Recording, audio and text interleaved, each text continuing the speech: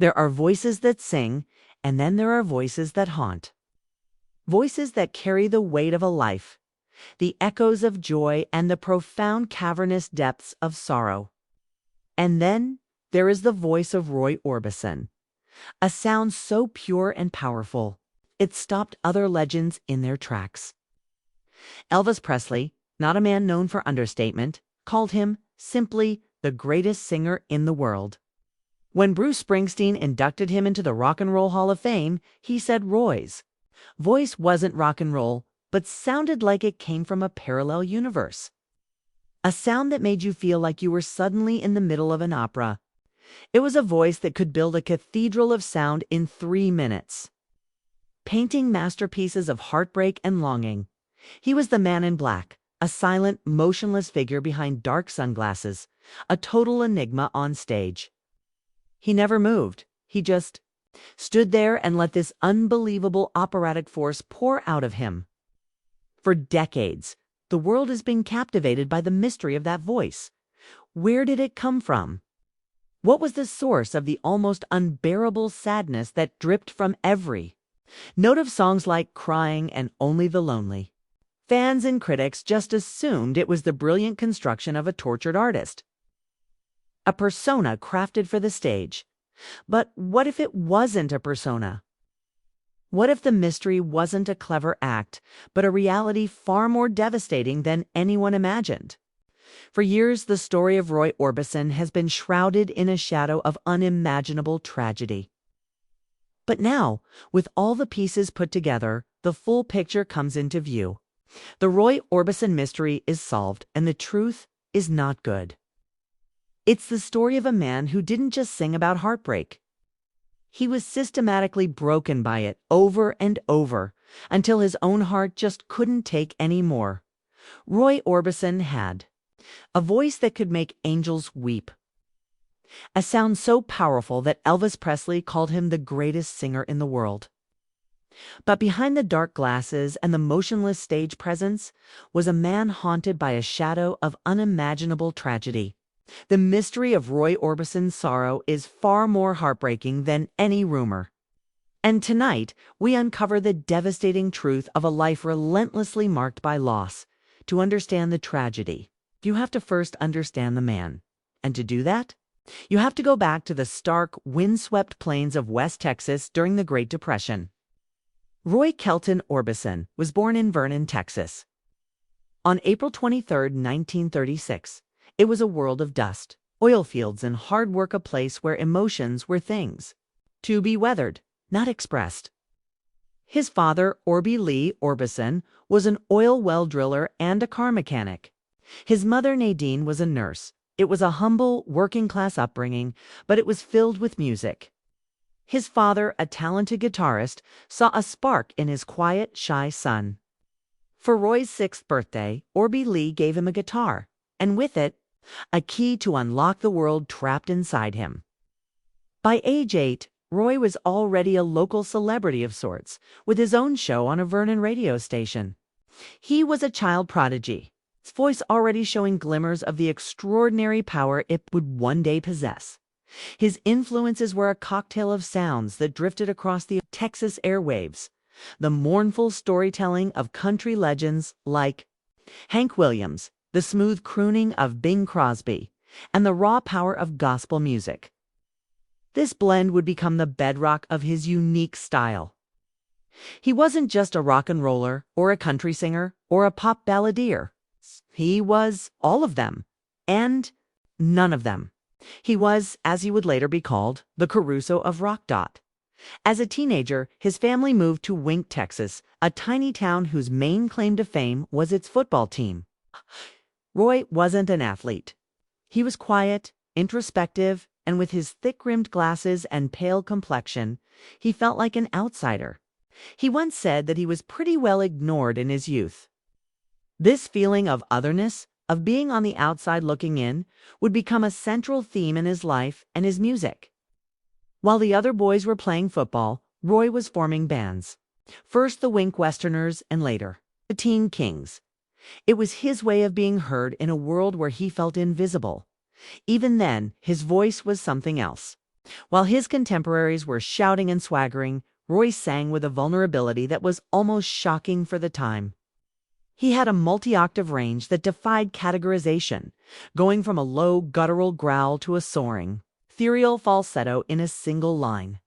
It was a voice born of the vast, lonely landscapes of his youth, a voice that seemed to contain all the yearning and isolation of the Texas plains. The iconic look the black clothes and sunglasses wasn't born from a marketing meeting. It was an accident.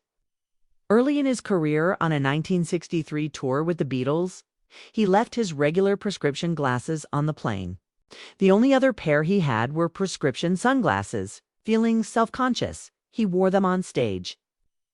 The Beatles, the biggest band in the world, were awestruck. The mysterious, aloof image was born. It became a shield, a way for a painfully shy man to stand before thousands and pour his heart out without feeling completely exposed. The man and the myth were becoming one. Long before the real darkness fell in the mid-1950s. All roads for an aspiring rocker led to one place, 706 Union Avenue in Memphis, Tennessee, the home of Sun Records and its visionary founder, Sam Phillips. This was the studio that had unleashed Elvis Presley, Johnny Cash, and Jerry Lee Lewis, on the recommendation of Johnny Cash. Roy Orbison and his band, the Teen Kings, made the pilgrimage. Sam Phillips, having recently lost Elvis to RCA, was hunting for his next big star. He saw potential in Roy but didn't quite know what to do with him. Phillips' formula was built on swagger and rebellion. Roy Orbison, with his complex melodies and heart-in-his-sleeve vulnerability, just didn't fit the mold. Phillips tried to shoehorn him into the rockabilly box, having Roy re-record Ooby Dooby. The song became a minor hit in 1956, giving Roy his first taste of success, but it was an ill-fitting suit.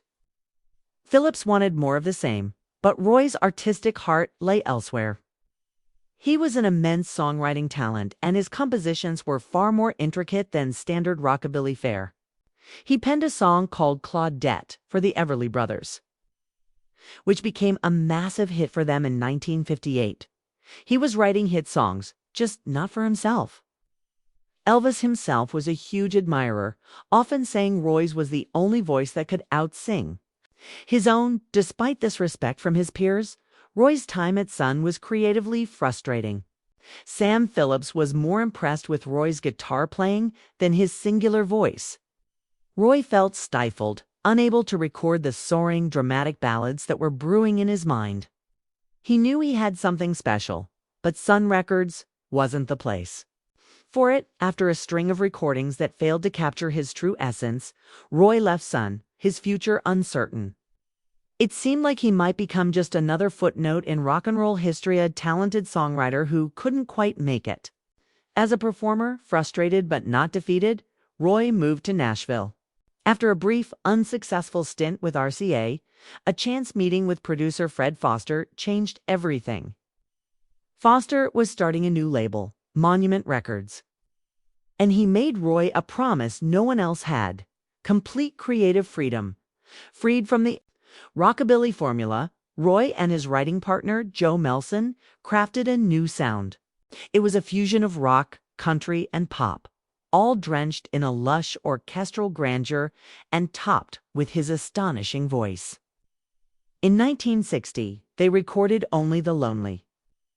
It was unlike anything on the radio. It wasn't for dancing. It was for feeling.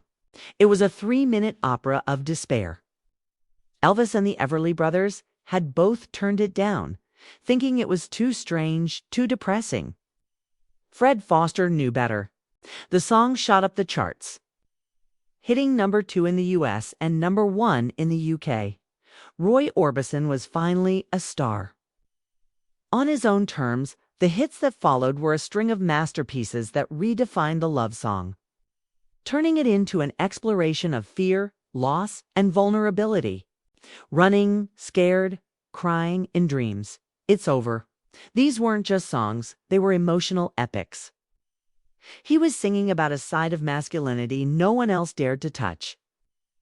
In an era of rock and roll machismo, Roy Orbison sang about being afraid, about weeping, about being utterly broken by love. At the heart of this creative explosion was his muse, Claudette Frady. Roy met her in 1955 when she was just a teenager. He was instantly smitten. They married in 1957, and she became the center of his universe. The song Claudette was his ode to her. She was the pretty woman of his most famous song, the inspiration behind the joy and pain in his most iconic work. She was young, beautiful, and vibrant, and Roy was utterly devoted. Their love story seemed like a fairy tale, a perfect counterpoint to the loneliness in his songs. But behind closed doors, the seeds of the first tragedy were already being sown. Fame is a demanding mistress. As Roy's star ascended in the early 1960s, so did the pressures of his career. He was constantly on the road, touring the world for months at a time. Back home in Hendersonville, Tennessee, his young wife Claudette was left alone to raise their two sons, Roy Dwayne and Anthony King, with a third, Wesley. On the way, the isolation took its toll. Claudette was young and surrounded by the temptations that came with being a rock star's wife. While Roy was away, she had an affair that shattered his world. The man who sang about heartbreak was now living it in the most painful way imaginable. That pain was channeled directly into his music. It's impossible to listen to a song like Crying without hearing the raw agony of a man whose heart has been broken by the person he loves most, his parents at their lakefront house. Then came the phone call that every parent dreads, a call that carried news so horrific it felt like a dispatch from hell. A fire had broken out at his home. The blaze was sudden and ferocious. His parents managed to escape, pulling the youngest son, Wesley, out through a window to safety, but they couldn't get back in. The fire was too intense. His two eldest sons, Roy Dwayne and Anthony King, were trapped inside. They perished in the flames. The news reached Roy thousands of miles away. His world didn't just stop, it ceased to exist. He rushed back to Tennessee to find nothing but a smoking, blackened ruin where his home once stood. And two of his boys were gone. The cause of the fire was never definitively determined, amplifying the senselessness of it all. In the span of just over 2 years, Roy Orbison had lost his wife and two of his children. His friend and neighbor, Johnny Cash, was one of the few people who could offer some measure of comfort. In a gesture of profound friendship, Cash eventually bought the raised property from Orbison, planting an orchard on the land in hopes of cleansing it of its tragic memories. But for Roy, there was no escaping the ghosts. The mystery of his sorrow was no longer a mystery, 'twas a curse. After the fire, Roy Orbison retreated. The man who was a constant presence on the charts simply disappeared. How could he sing about love and loss when his own life was so much more brutal than any song? For a time, he couldn't. He stopped writing altogether. He later admitted, "My heart is broken. I can't write about heartbreak." He was adrift in a sea of grief so vast it threatened to consume him. He became a recluse, shielded from the world by his surviving son, Wesley, and his parents.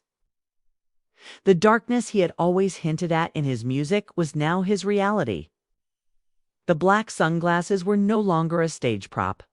They were a necessary barrier between his shattered soul and the outside world. Friends worried he would never recover. How does one go on? The answer for Roy, once again, was to work. It was less about passion and more about survival. He eventually returned to the grueling schedule of touring as a form of self-medication, a way to keep moving and outrun the memories that haunted him. The stage became both a sanctuary and a prison. For a few hours a night, he could channel his pain into his art. But the moment the lights went down, the silence and the grief returned. His health began to suffer under the immense strain. The workaholism that would define the rest of his life took root during these silent, grief-stricken years. It was the only coping mechanism he had, but it was a mechanism that was slowly, inexorably, leading him toward his own destruction. In the midst of the darkest period of his life, a faint light appeared. Just before the fire, Roy had met a young German woman named Barbara Jacobs. After the tragedy, their bond deepened. Barbara became his anchor in the storm, a source of stability in a life torn apart by chaos. In 1969, year after the fire, Roy and Barbara married. She was only 19, but she possessed a strength beyond her years, devoting herself to helping him rebuild his fractured life. She gave up her home and family in Germany to create a new one with him in America. Together, they had 2 more sons, Roy Kelton Jr. and Alexander Dot. Having children again was a source of both profound joy and deep-seated fear. His son Alex would later reveal that his father was terrified something terrible might happen again. But the birth of his new sons gave him a reason to live. Barbara created a sanctuary for him, a stable home life. When it was time to tour, the whole family went along, nannies and all, creating a bubble of normalcy on the road. This new family didn't erase the pain, but it made it bearable. It offered a chance at a second act. While his career in the United States had stalled during the 1970s, he remained a massive star in Europe and Australia, where he toured relentlessly. He was no longer a chart-topping phenom, but he was a survivor, held together by a newfound love and a stubborn refusal to be completely destroyed by his past. By the early 1980s, Roy Orbison was largely a forgotten man in his home country. Then, something unexpected happened. A new generation of artists began to sing his praises. In 1980, he won a Grammy for a duet with Emmylou Harris. In 1982, Van Halen had a massive hit with their cover of "Oh, Pretty Woman," introducing his music to a whole new audience. The turning point came in 1986. Cult film director David Lynch featured Orbison's 1963 masterpiece In Dreams in a pivotal, surreal scene in his dark film Blue Velvet. The scene was so powerful, so haunting, that it single-handedly reignited interest in Orbison's work. Suddenly, Roy Orbison was cool again. This led to a star-studded 1987 TV special, Roy Orbison and Friends, a black and white night. The friends were a who's who of rock royalty: Bruce Springsteen, Elvis Costello, Tom Waits, Jackson Browne, and Bonnie Raitt. They weren't there to steal the spotlight. They were there to stand in reverence as the master performed. The special was a triumph, reminding the world of the sheer power of Roy Orbison. The comeback peaked in 1988 with one of the most beloved supergroups in music history, the Traveling Wilburys. It started almost by accident. George Harrison needed a studio to record a B-side and ended up at Bob Dylan's house. He called Jeff Lynne to produce. He stopped by Tom Petty's house to pick up a guitar, and Petty came along too. Then Harrison called his idol Roy Orbison and invited him to join. In one afternoon, 5 legends had formed a band. Their debut album, Traveling Wilburys Volume 1, was a massive success. For Roy, it was more than a hit record. It was validation. He was part of a band of brothers, a peer among legends who revered him. His son later said his father had always felt like an outsider. And being a Wilbury brought him a joy he'd never experienced before. At 52 years old, Roy Orbison was back on top of the world. He was recording a new solo album, Mystery Girl, and everything pointed toward a golden new chapter. From the outside, the fall of 1988 looked like the ultimate triumph. He was a Wilbury. He was an icon enjoying a massive comeback. His forthcoming solo album, Mystery Girl, was being hailed as his best work in decades. He was smiling in public, exuding a quiet confidence. It seemed the story would have a happy ending, but that was just the surface. The reality, the solution to the Roy Orbison mystery, was far darker. For those who knew him best, his comeback wasn't a triumphant return to happiness. It was the final, exhausting lap of a man who had been running on empty for over 2 decades. The truth is, Roy never recovered from the tragedies. The loss of Claudette, followed by the horrifying death of his sons, inflicted a wound that never healed. He papered over it with work, but the psychological toll was immense. Then there was his physical health. In 1977, at just 41 years old, Roy underwent triple bypass surgery. It was a massive wake-up call, but he changed almost nothing. He remained a heavy smoker. His diet was poor.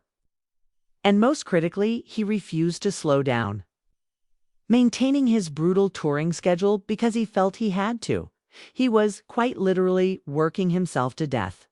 The mystery wasn't a conspiracy or a hidden scandal. The solved mystery is the heartbreakingly simple truth that Roy Orbison's body finally gave out under the combined crushing weight of decades of unresolved grief, extreme exhaustion, and a stubborn refusal to care for himself. The man who had survived the unsurvivable was being consumed from within. His heart, which had been broken figuratively so many times, was now physically failing him. December 6, 1988. For once, Roy Orbison was home in Hendersonville, Tennessee. He'd just returned from a show and was supposed to be resting. He spent the day doing something remarkably normal, flying model airplanes with his sons. Later, he went to his mother's house for dinner. It was a quiet, domestic scene. He was laughing and having a good time with his family. After dinner, while relaxing, he complained of feeling unwell and went to another room. Around 11 p.m., he collapsed. He had suffered a massive heart attack. An ambulance was called, but it was too late. Just before midnight, Roy Orbison was pronounced dead. He was only 52 years old. The shockwave was immense. He was at the peak of his comeback, on the verge of his biggest success in a quarter century. The timing was unbearably cruel. His album with the Traveling Wilburys was a smash. Solo album, Mystery Girl, and its single, You Got It, would be released a month later and become the highest charting album of his career. After a life spent running from tragedy on the road, death found him on a quiet night at home. The legacy of Roy Orbison is as complex as his music. He wasn't just a singer of sad songs. He was a man who lived a life of almost incomprehensible sorrow. The pain in his voice, that haunting, otherworldly cry, was not an act. It was real. It was the sound of a man who had lost his wife in his arms, who had buried 2 of his children, and who carried that grief with him every single day. The mystery of Roy Orbison wasn't about his stage presence. It was about how any one person could endure so much. The solution is the profoundly sad story of a man who channeled his immense pain into transcendent art, but never truly healed. He built a fortress of work around himself to keep the ghosts at bay. But in the end, the relentless pressure and the sheer weight of his heartbreak proved too much for his physical heart to bear, that he was able to create anything at all. Alone music of such enduring beauty is a miracle. He gave the world his soul in his songs, even as his own soul was slowly breaking. The story